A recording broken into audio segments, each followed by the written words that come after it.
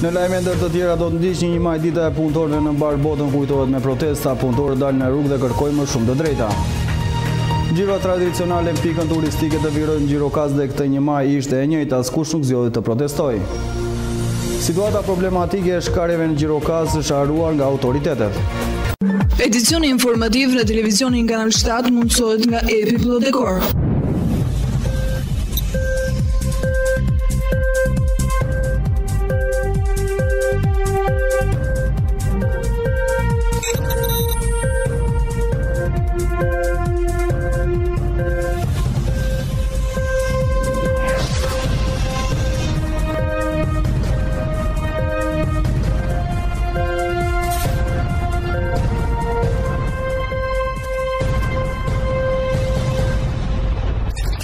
Ju përshëndes të nderuar teleshikues të televizionit Kanal 7, jemi në edicionin informativ. Një maj dita e punëtorëve në mbar botën kujtohet me protesta, punëtorët dalin në rrugë dhe kërkojnë më shumë të drejta, por cila është historiku i kësaj dite? Festa e 1 majit apo dita ndërkombëtare e punëtorëve lindi nga lufta botërore e punëtorëve për të afirmuar të drejtat e tyre e për të përmirësuar kushtet e jetesës. Pavarësisht se kremtimi i saj lidhet ngushtë me protestën e punëtorëve të Chicagos përfunduar me gjak, historia e festës së punëtorëve fillon më herë se sa viti 1886. 8 orë punë, 8 orë dëfrim e 8 orë gjumë. Kjo ishte parrulla hedhur për herë të parë në Australi në vitin 1855 e pastaj e përqafuar nga krejt lëvizja sindikaliste botërore. U hap kështu rruga për protestat e përgjithshme dhe duke kërkuar një ditë pikërisht 1 maj në të cilën gjithë punëtorët ushtronin presion për të drejtat e tyre. Nga Kongresi Internacional së parë në Gjenevë, ku ishin mbledhur kryesisht socialistë dhe anarkistë, doli propozimi për ditën ligjore të punës prej 8 orësh. Por ato që luftuan më tepër për realizimin e kësaj aspirate që në padyshim organizatat e punëtorëve amerikanë. Në vitin 1866, shteti i Illinoisit miratoi një ligj ku përcaktoi ditën e punës prej 8 orësh, por kishte kaq kufizime sa që ishte paraprakisht e pazbatueshme. Hyrja në fuqi e këtij ligji ishte caktuar për 1 maj në vitin 1867, pikërisht në atë ditë në Chicago u organizua një manifestim i madh. Rreth 10.000 punëtorë morën pjesë në kortezhin më të madh të parë ndonjëherë në rrugët e qyteteve amerikane. Në tetorin e vitit 1884, Federata e Sindikatave të Organizuara dhe të Bashkimit të Punëtorëve caktoi 1 majin e 1886 si datë kufi përtes së cilës punëtorët amerikanë do të refuzonin të punonin më shumë se 8 orë në ditë. 1 maj i vitit 1886 ra ditë shtune, tërë ditë pune, por në 12.000 fabrika të shërbave rreth 400.000 punëtorë bën grevë. Vetëm në Chicago numri arriti në 80.000 vet. Fillimisht manifestimet u zhvilluan paqësisht, por të hënën policia hapi zjarr duke shkaktuar 4 viktima. Një protestë tjetër e punëtorëve u lajmërua për të nesme në 4 maj. Policia hodhi një bombë kundër oratorëve duke shkaktuar 8 të vdekur e shumë të plagosur. Të nesërmen, në Milwaukee, policët qelluan sërish kundër manifestuesve punëtorë polak, duke vrarë 9 prej tyre. Vala represive goditi ashpër organizata sindikaliste dhe politike të punëtorëve. Selit të tyre u mbyllën e drejtuesit u arrestuan. Për ngjarjet e Chicagos u dënuan me vdekje pas një provë 8 eksponentë anarkistë. 2 vetë dënimi u shndruan në burgim të përjetshëm, njëri prej tyre u gjeti vdekur në qeli. Të tjerët u varën në burg më 11 nëntor të vitit 1887. Kështu 1 maj i caktuar që më parë si ditë për punëtorët mori një kuptim të ri dhe u bë simboli luftës për 8 orshin e punës. Më 20 korrik të vitit 1889, Kongresi Themelues e Internacionale së dytë i mbledhur në Paris vendosi të organizojë pikërisht në 1 maj të vitit 1890 manifestimin e parë botëror të punëtorëve. Ishte hera e parë që kjo ditë kremtoi njëkohësisht në të gjithë botën, por vazhdoi të shoqërohej me përleshje viktima. Vetëm në gusht të vitit 1891, Kongresi tjetër internacional i mbledhur në Bruksel mori vendimin që dita e 1 maj të kremtohej përgjithmonë në të gjitha vendet si festa e punëtorëve, të cilat ata vetë do të manifestonin së bashku për kërkesa dhe të tregonin solidaritet ndaj njëri tjetrit. Në Shqipëri, pavarësisht simbolikës që ka kjo datë, në kalendar konsiderohet si një ditë feste, një ditë pushimi, një ditë me tryezën plot ku njerëzit urojnë njëri tjetrit për ditë më të mira. Edhe ata që sot kërkojnë në një mënyrë apo në një tjetër për të protestuar, janë të pakët në numër. Kjo për shkak se sindikatët në Shqipëri janë në komandën e politikës dhe si të tilla, kurse si nuk mund të protestojnë për më shumë të drejta. Gjiro tradicionale në pikën turistike të virojë në Gjirokaster dhe këtë 1 maj ishte e njëjtë, askush nuk zgjodhi të protestojë. Gjiro tradicionale në pikën turistike të Virojt në Gjirokas ka vijuar e njëjtë edhe këtë 1 maj. Një traditë e mbartur nga komunizmi duket se është vështirë të harohet, pasi për shqiptarët 1 maj është një ditë feste për familje, e cila përveç se ushqimit të bollshëm shoqërohet edhe me shëtitje natyrë. Vetë banorë shprehen të pakënaqur gjatë ditës së sotme, nuk ka asnjë aktivitet, madje shprehen nostalgjik për 1 maj e dikurshëm. Tradicionale, një fest e përjetuar që kemi përjetuar, po në Virua që erdhëm nuk shohim asnjë gjallëri, asnjë gëzim, asnjë gjë, po vetëm sikur kemi përcjellur një të vdekur. Ju lutem shumë, kot që dolëm të keqen na. As një luga kullore 500 lek. Mendim ekonomike të prerë. Dolëm vetëm na një errësirë që kemi kaluar na prevënde ndihmën ekonomike, shumë keq na qanin fëmija në shtëpi për të dalë në Virua. Dolëm dhe në Virua do të dalësh me miliona. Neve sot s'kemi një... Sot në gjithë botën protestohet, nuk festohet. Protestohet, luftë të bëfshahun kurban. Pra ndaja kot që dolëm të kaqenë na, kjo s'është fest. Kjo është një gjë... Ju keni dalë për të festuar sot?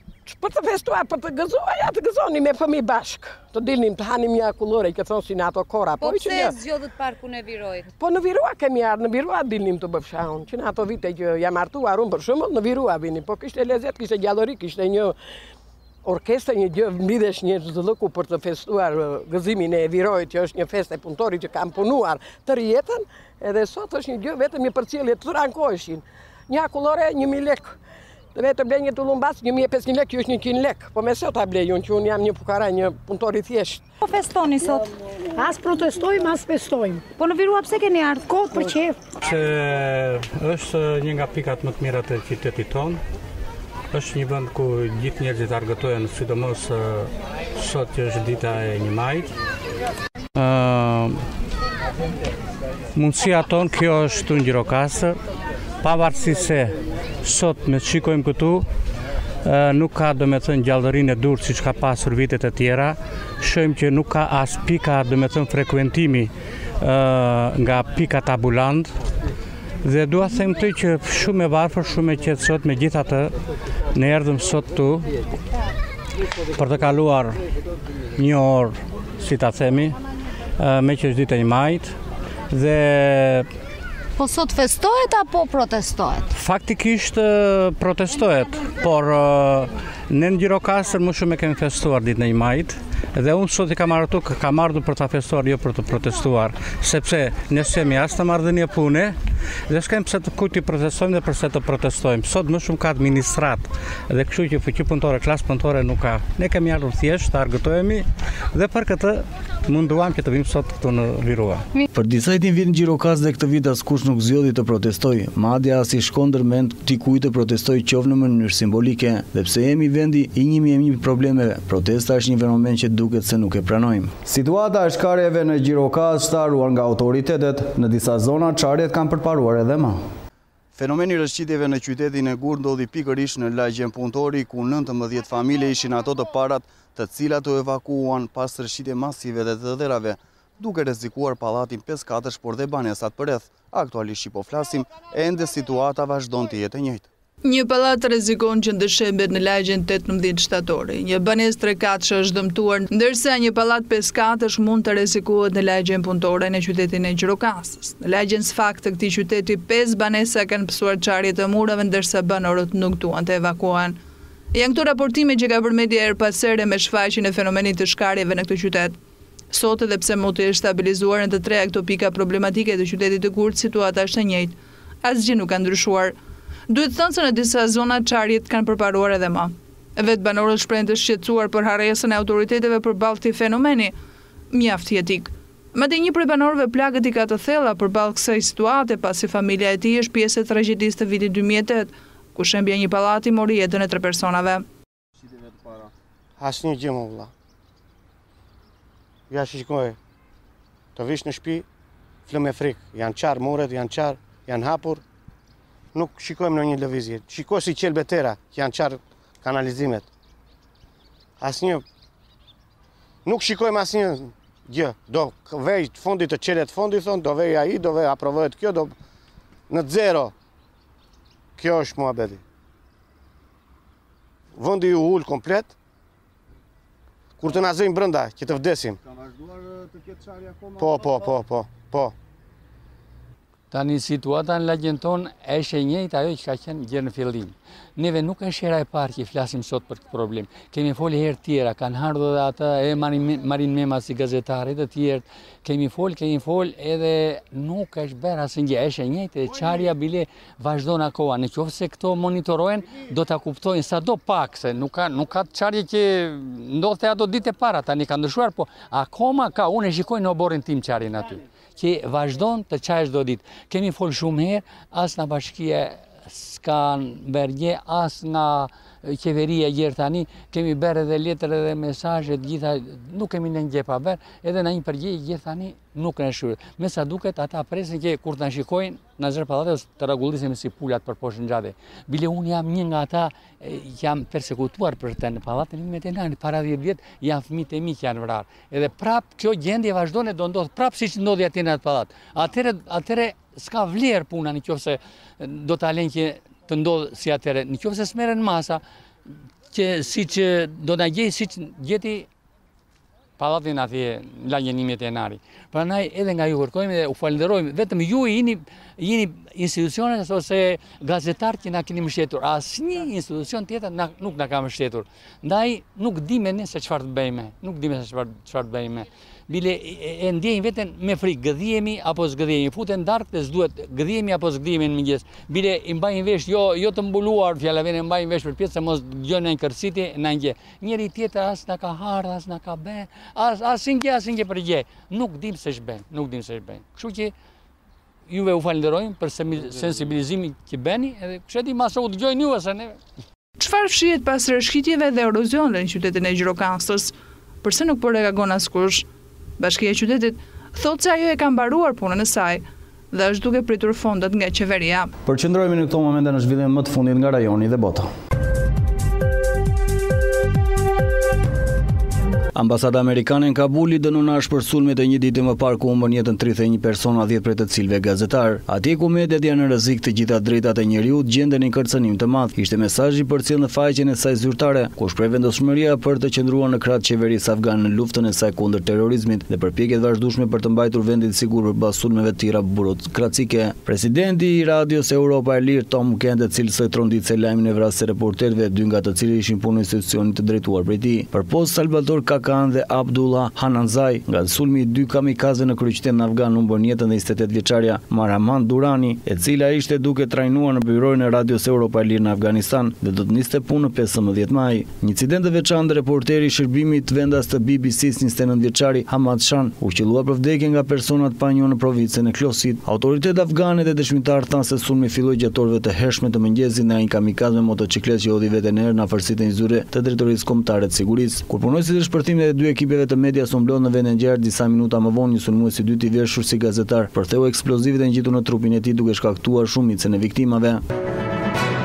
Shefi Financave Vatikani, kardinal George Pell, do të dalë para gjyqit në akuzën historike për agresion seksual. Kardinali Pell është vetë deklaruar i pafajshëm. Ai në vazhdimsi ka pohuar të kryer ndonjë agresion. Një gjykatës australiane vendosi të martën se kishte provat mjaftueshme që rasti të çojë para gjykatës për disa akuza, jo vetëm për disa të tjera. Kardinali Pell, 76 vjeç dhe katoliku më i lartë në Australi, është një nga zyrtarët më të fuqishëm në Vatikan. Kardinali Pell, që konsiderohet zyrtari i 3 më i lartë i Vatikanit, do pezullon nga detyruar vitin e kaluar për të përballur me akuzat e vendit të tij. Në qershor policia e shtetit Victoria se akuzoi klerikun e lartë me atë që ata cilësuan një abuzim seksual që përfshin disa ankesa.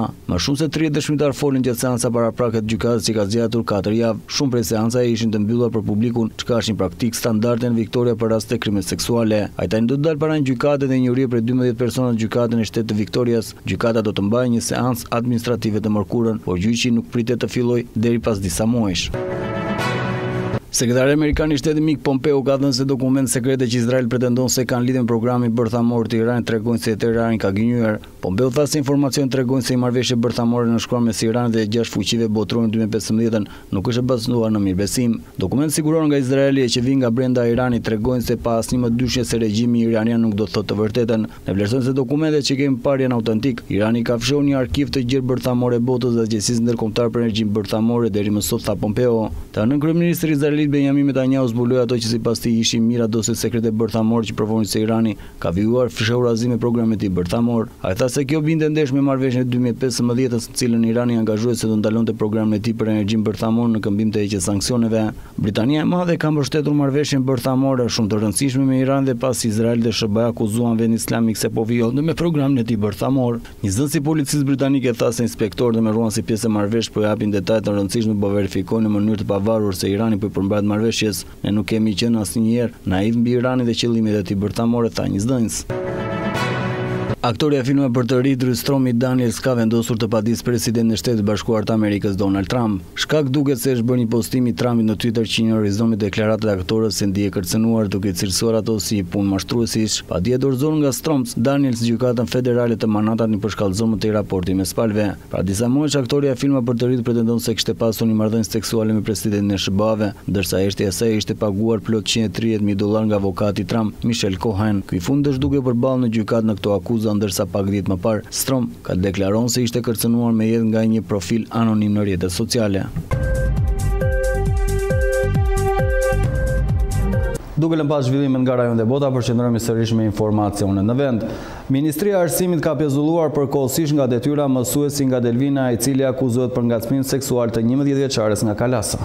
Policia e Delvinës ka ndaluar me dyshime për ngacmim seksual mësuesin në fshat Tepelena denoncuar publikisht nga një nxënëse 11 vjeçar nga fshati Kalas. Vajza minorere dhe familja e saj thanë se mësuesi kishte kërcënuar me not, ndërsa kishte puthur në buzë. Por 60 vjeçaren dëshminë e parë ka mohuar akuzat duke deklaruar se nxënësen e ka trajtuar si gjithë të tjerët. Prokuroria e Sarandës ka nisur një hetim të plot për skandalin e ngacmimit brenda shkollës, ndërsa 60 vjeçar është pezulluar nga puna si mësues deri në vendimin e drejtësisë për rastin. Ministria e Arsimit ka pezulluar përkohësisht nga detyra mësuesin në fshat Tepelena, mësuese do të vijë në lëvizje Komisioni i Disiplinës, ndërsa pritet të bëhet e përballje mes prindit të miturës dhe mësuesit që akuzohen për pedofili.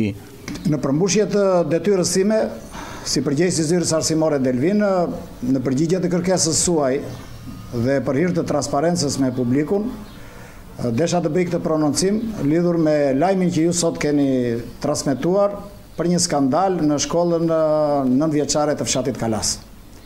Unë këtë informacion e kam marrë sot nga media juaj dhe ky informacion me të vërtet më ka tronditur thellë.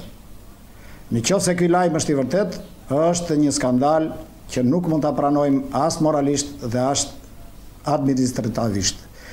Lidhur me problemin në fjalë, unë kam komunikuar në mënyrë të menjëhershme me mësuesin, i cili e mohon kategorikisht këtë akuzë.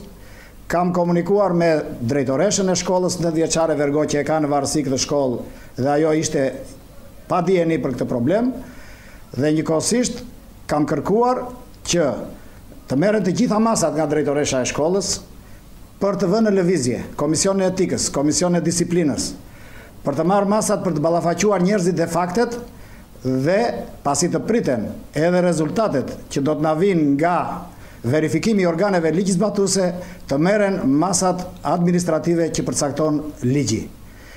Lidhur me këtë skandal, ne si zyrë arsimore nuk kemi pas njoftim paraprak as me gojë, as me shkrim, as nga familjarët, as nga mësuesit e asaj shkolle që janë shumë pak, dhe as nga drejtoria e shkollës. Dhe për këtë ne nuk kemi dijeni. Përgjegjësia për gjithçka mund të kenë ndodhur bie mbi ata që mund ta kenë kryer këtë veprim.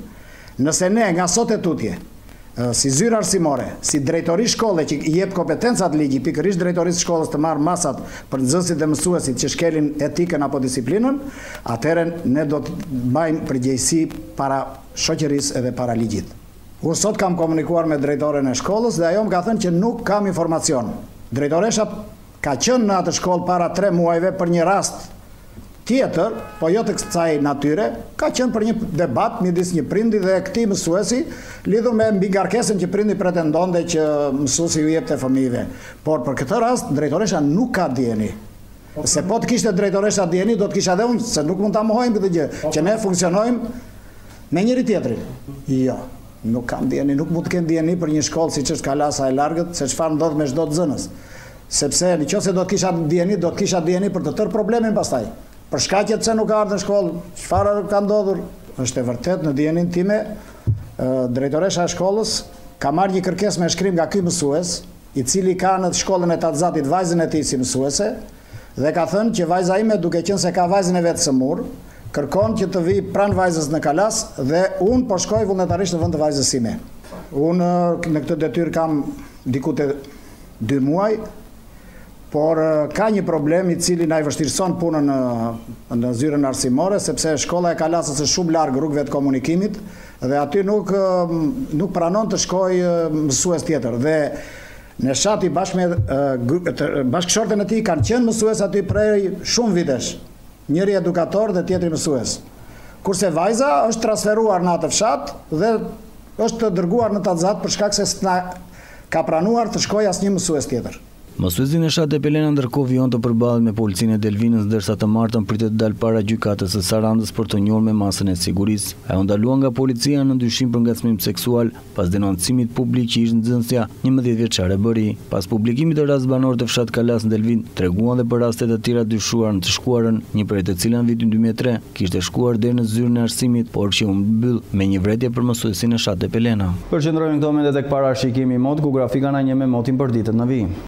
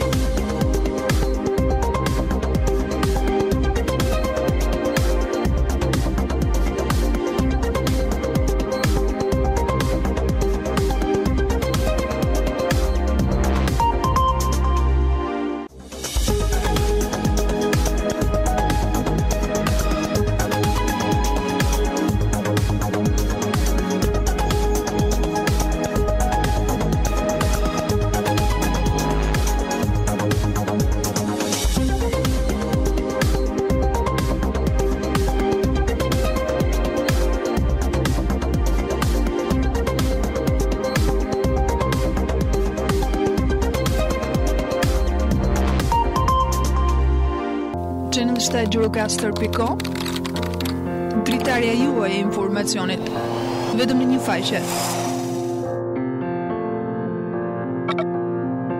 Showbiz, sport, kulturë, lajme politike, ekonomi, koncept i ri në gjithçka, ndryshe nga të tjerët. Gjithçka në një të vetme. Dritarja juaj e informacionit në çdo hap, kudo që të ndodheni. Gjirokaster.com. Dhe jemi gjithmonë më pranë. Me parashikimin e mod përfundojmë këtë edicion informativ të televizionit Kanal 7 në shoqërinë e programit në vijim. Bashkë mirupafshim.